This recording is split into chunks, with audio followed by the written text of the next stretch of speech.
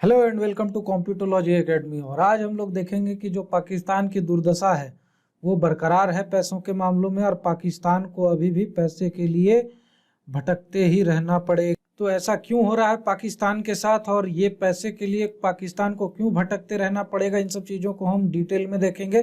तो लास्ट तक वीडियो के बने रहिए और हमारे चैनल को सब्सक्राइब कर लें और बेल आइकन को भी दबा दें, ताकि जब भी हम ऐसी इन्फॉर्मेटिव वीडियोस डालें तो उसकी इन्फॉर्मेशन आप तक पहुंचती रहे। My self Vidyanand Singh, let us start. तो इशू क्या है? सबसे पहली इशू यहाँ पर देखिए कि एशिया पैसिफिक ग्रुप जो है ऑन मनी लॉन्ड्रिंग, ये एक सब्सिडियरी ग्रुप है, एक काइंड ऑफ एफिलिएटेड ग्रुप है FATF का। जो FATF है, फाइनेंशियल एक्शन टास्क फोर्स, ये पेरिस बेस्ड एक ग्रुप है, NGO टाइप का, जो कि सारे कंट्रीज के ऊपर एक वॉचडॉग का काम करता है कि कौन सी कंट्रीज में मनी लॉन्ड्रिंग हो रही है, कहाँ से टेरर फंडिंग जा रही है, इलीगल एक्टिविटीज में पैसों को इस्तेमाल किया जा रहा है, जो भी पैसे बाहर से आ रहे हैं या जो कंट्री के अंदर से भी लगाए जा रहे हैं।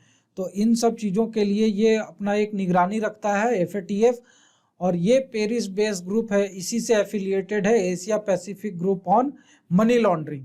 तो इन्होंने अभी जो रिपोर्ट दी है उसमें उन्होंने पाकिस्तान को इन्हेंस्ड फॉलो अप लिस्ट में स्टेटस में बरकरार रखा है।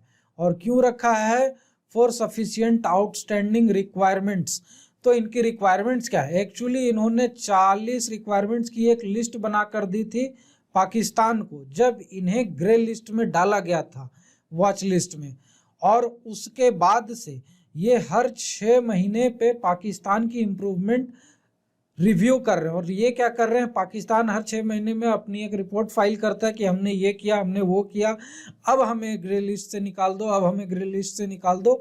तो पाकिस्तान की हालत इकोनॉमी की वैसे ही पतली है, ऊपर से ग्रे लिस्ट में रहने के कारण इन्हें पैसे मिल नहीं पा रहे हैं। तो अभी की जो इनकी रिव्यू है लेटेस्ट, उसमें पाकिस्तान को 21 पॉइंट्स पे इम्प्रूवमेंट देखने को मिला है पाकिस्तान के अंदर।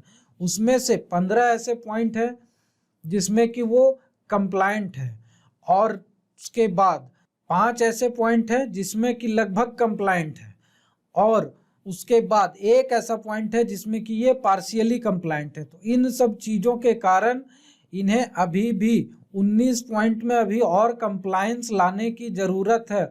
और बाकी के जो 21 में ये इम्प्रूव किए हैं उसमें से भी कंप्लायंट सिर्फ 15 में ही हैं, उसमें भी अभी इन्हें 6 में और इम्प्रूवमेंट की ज़रूरत है।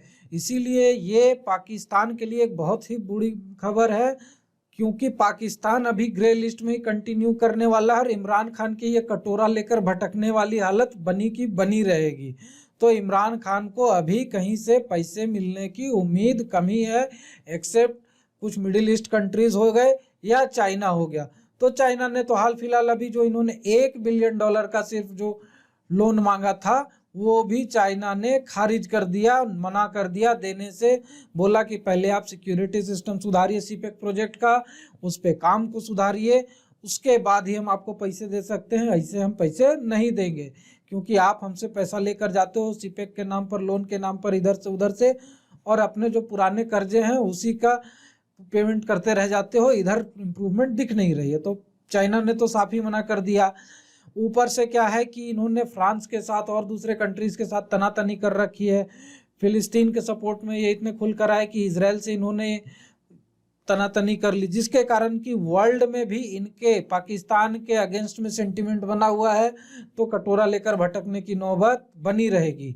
और इसमें जो क्राइटेरियाज में इन्होंने थोड़ी बहुत इम्प्रूवमेंट दिखाई थी, लेकिन देखिए नंबर ऑफ क्राइटेरियाज जो हैं 40 हैं, तो कुछ में तो गड़बड़ होना ही था। तो एक क्राइटेरिया ऐसा भी है जिसमें कि इनको डाउनग्रेड कर दिया गया है।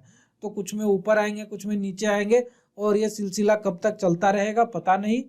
क्योंकि पाकिस्तान देखिए जून 2018 से ग्रे लिस्ट में है। जून 2018 से ग्रे लिस्ट में आने के बाद, टेरर फंडिंग के इशूज में फंसने के बाद, मनी लॉन्ड्रिंग के इशू में फंसने के बाद, तब से जो है सो इन्हें ये परेशानी झेलनी पड़ रही है। क्योंकि न तो इन्हें एड मिलेगा, ठीक है, न ही इन्हें IMF से लोन मिलेगा, न ही वर्ल्ड बैंक से कुछ मिल पा रहा है, न ही बिग MNC कंपनीज है जो कि इन्वेस्ट कर सकती है यहाँ पर, क्योंकि कंपनीज के साथ एक बहुत बड़ा इशू होता है कि वो अपनी इमेज क्लीन रखना चाहते हैं, क्योंकि उन्हें वर्ल्ड वाइड काम करना है, सिर्फ एक पाकिस्तान से उनका धंधा नहीं चलने वाला। तो इसलिए इस केस में होता क्या है कि जब भी ये इन्वेस्टमेंट करना चाहते हैं किसी भी कंट्रीज में, तो पहले उसके ट्रैक रिकॉर्ड्स चेक करते हैं। तो यहाँ पर इशू ये है इनके साथ कि पाकिस्तान है ग्रे लिस्ट में, FATF की वॉच लिस्ट में है ऑलरेडी। तो कोई भी MNC कंपनीज नया इन्वेस्टमेंट नहीं करेगी यहाँ पर, क्योंकि जब तक ये अपने आप को क्लीन नहीं करते हैं, क्योंकि इनकी इमेज खराब होगी, और इनकी इमेज खराब होगी तो वर्ल्ड वाइड इनका बिजनेस खराब होगा और इनको नुकसान होगा। इसीलिए पाकिस्तान को अभी कोई रास्ता दिख नहीं रहा है, कोई उम्मीद दिख नहीं रही है कि कहाँ से पैसे मिलेंगे। कटोरा लेकर भीख मांगने वाली हालत इनकी बनी की बनी है, बरकरार है। और अभी के रिव्यू के बाद अब 6 महीने तक तो वैसे भी कुछ रिव्यू होना नहीं है, अब 6 महीने तक फिर इनकी यही परिस्थिति बनी रहेगी। 6 महीने के बाद ये फिर से रिव्यू फाइल करेंगे, और उसके बाद फिर से ये एशिया ग्रुप जो है वो देखेगा, एशिया पैसिफिक ग्रुप, इनकी एनालिसिस करके, और तब वो जाके रिपोर्ट फाइल करेंगे FATF को, और तब जाकर FATF फिर से रिव्यू करेगा। ये प्रोसेस भी इतना आसान नहीं है कि एशिया पैसिफिक ग्रुप ने एक बार जो ओके कर दिया तो सारा काम हो गया इनका। फिर FATF की जो वाइडर बॉडी है पेरिस में बैठी हुई, वो थॉरो इनका चेकअप करेगी, बढ़िया से पोस्टमार्टम करेगी इनके सिस्टम का, तब जाकर फिर इन्हें ग्रे लिस्ट से हटाया जा सकता है। अदरवाइज ये परिस्थिति इनकी चलती की चलती रहेगी। और आगे इसमें देखते हैं कि क्या निकल कर आता है इंफॉर्मेशन। यहाँ पर तो पाकिस्तान के बारे में यही था, और पिछले वीडियोस में हमने देखा था कि खुर्दिस्तान का जो इशू था, जो टर्की कह रहा था कि हम खुर्दिस्तान पे अटैक कर देंगे, खुर्दिस्तान वाले जो रिबेल्स हैं खुर्दिस पे, जो नॉर्थ इराक में है, तो उसने ड्रोन से हमला कर दिया है। और वर्ल्ड वाइड कोई भी कम्युनिटी उनके अगेंस्ट में कुछ नहीं बोल रही है फिलहाल, लेकिन आगे देखते हैं कि इसमें क्या इन्फॉर्मेशन निकल कर आती है। और ऐसे ही इन्फॉर्मेटिव वीडियोस के लिए हमारे चैनल को सब्सक्राइब कर लें, बेल आइकन को भी दबा दें, और हमारे सोशल मीडिया चैनल्स पर हमें फॉलो करें। हमारे कोर्सेज को भी आप हमारे वेबसाइट पे ज्वाइन कर सकते हैं। Thank you very much and have a nice day.